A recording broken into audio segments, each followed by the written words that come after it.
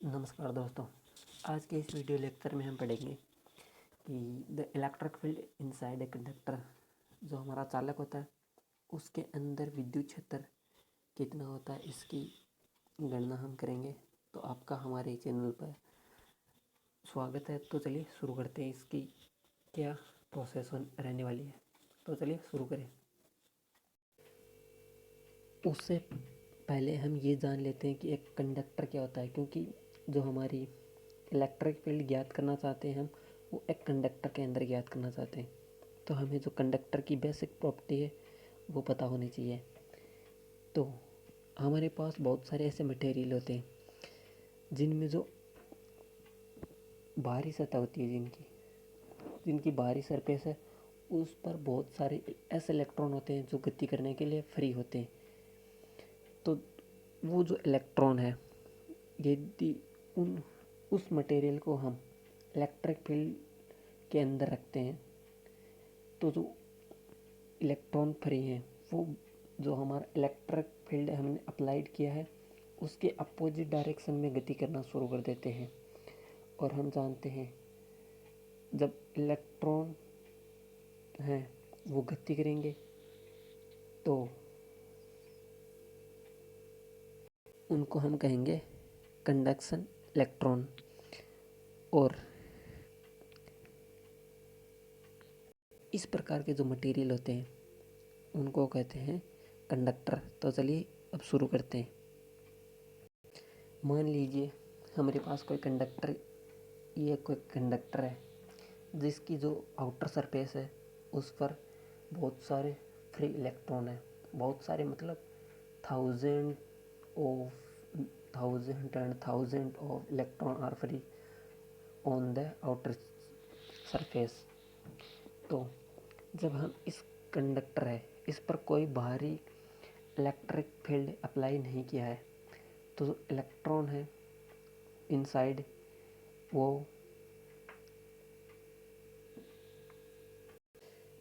जो हमारा कंडक्टर है उसके अंदर यूनिफॉर्मली डिस्ट्रीब्यूटेड रहते हैं।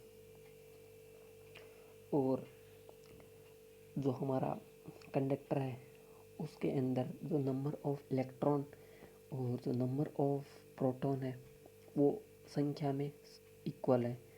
तो जो हमारा वॉल्यूम है, जो हमारा मटेरियल है, उसका जो वॉल्यूम है उसके अंदर इनसाइड द मटेरियल तो जो नेट चार्ज होगा, जो हमारा नेट चार्ज है वो 0 होगा,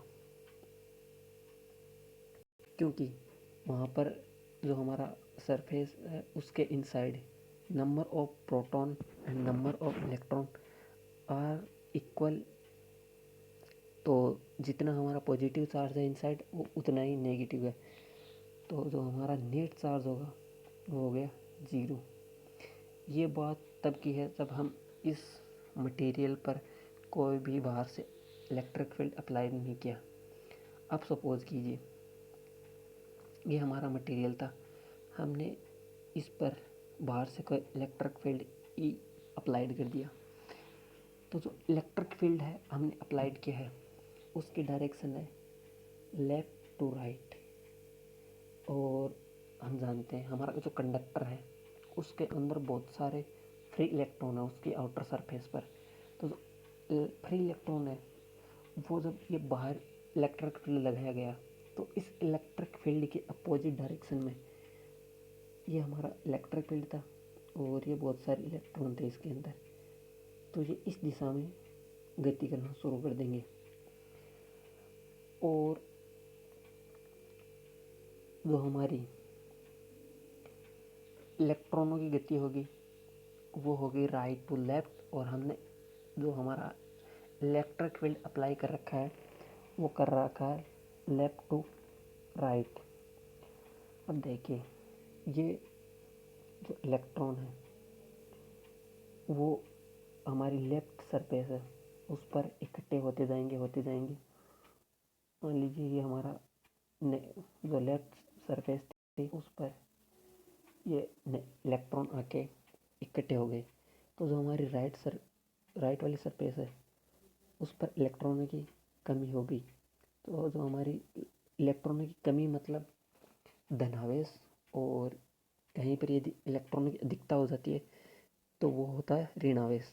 तो हमारी जो लेफ्ट सरफेस है उस पर इलेक्ट्रॉन की अधिकता होगी तो ये हमारी होगी नेगेटिव, और जो हमारी राइट वाली सरफेस है कंडक्टर की वो होगी पॉजिटिव।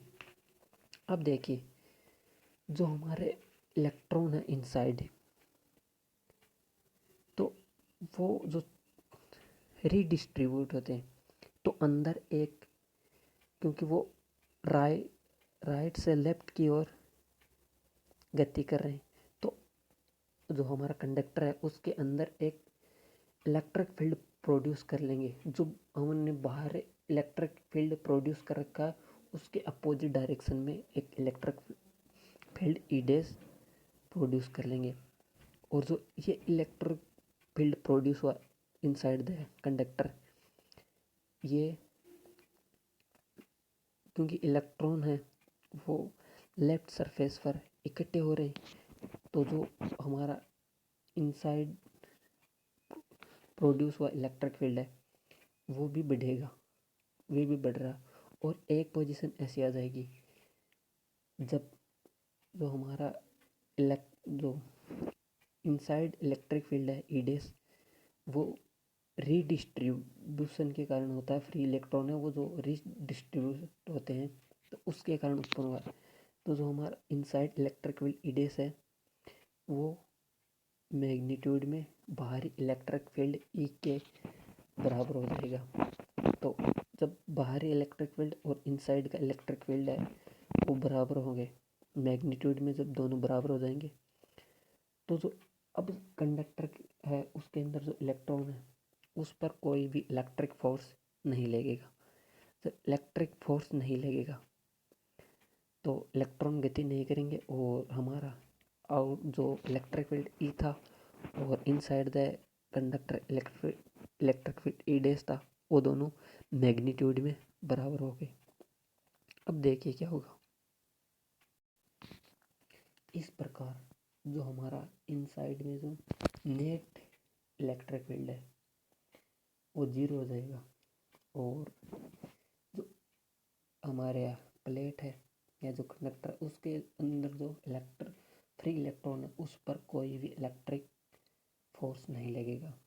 इस प्रकार जब स्टडी स्टेट में पहुंच जाएंगे तो जो हमारा कंडक्टर है उस पर पॉजिटिव और नेगेटिव चार्ज अपीयर होंगे हमें, और जो इनसाइड है इलेक्ट्रिक फील्ड वो जीरो होगा। तो इस प्रकार एक कंडक्टर है उसके अंदर जो इलेक्ट्रिक फील्ड होता है वो जीरो होता है। तो आपको ये समझ में आएगा कि किस तरह हम एक प्लेट होती है हमारे पास, कंडक्टर होता है, उसको इलेक्ट्रिक फील्ड जब बाहर से अप्लाई करते हैं तो जो फ्री इलेक्ट्रॉन है वो उस अप्लाइड इलेक्ट्रिक फील्ड के अपोजिट डायरेक्शन में गति कर उस प्लेट के दोनों सिरों पर एक पर पॉजिटिव और एक पर नेगेटिव चार्ज इकट्ठा हो जाता है, और जो हमारे प्लेट है उसके अंदर एक एक्स्ट्रा इलेक्ट्रिक फील्ड प्रोड्यूस होता है जो बाहर इलेक्ट्रिक फील्ड है उसकी अपोजिट डायरेक्शन में है। इस प्रकार जब स्टेडी स्टेट में चले जाते हैं तो जो नेट चार्ज होता है इनसाइड द प्लेट वो जीरो हो जाता है, और इस प्रकार जो हमारा कंडक्टर होता है उसके इनसाइड जो इलेक्ट्रिक फील्ड होता है वो जीरो होता है। Inside electric field equals to zero. ये जो प्रोसेस होती है जब हम बाहर से इलेक्ट्रिक फील्ड लगाते हैं कंडक्टर के, तो जो ये प्रोसेस होती है वो ये प्रोसेस होने में मिली सेकंड का समय लगता है, मतलब बहुत ही कम समय, मिली सेकंड बहुत कम समय लगता है। तो ये आपको समझ में आएगा कि किस तरह एक इन जो हमारा कंडक्टर होता है उसके अंदर जो इलेक्ट्रिक फील्ड होता है वो जीरो होता है। तो यहाँ तक देखने के लिए आपका धन्यवाद। आपका दिन शुभ हो।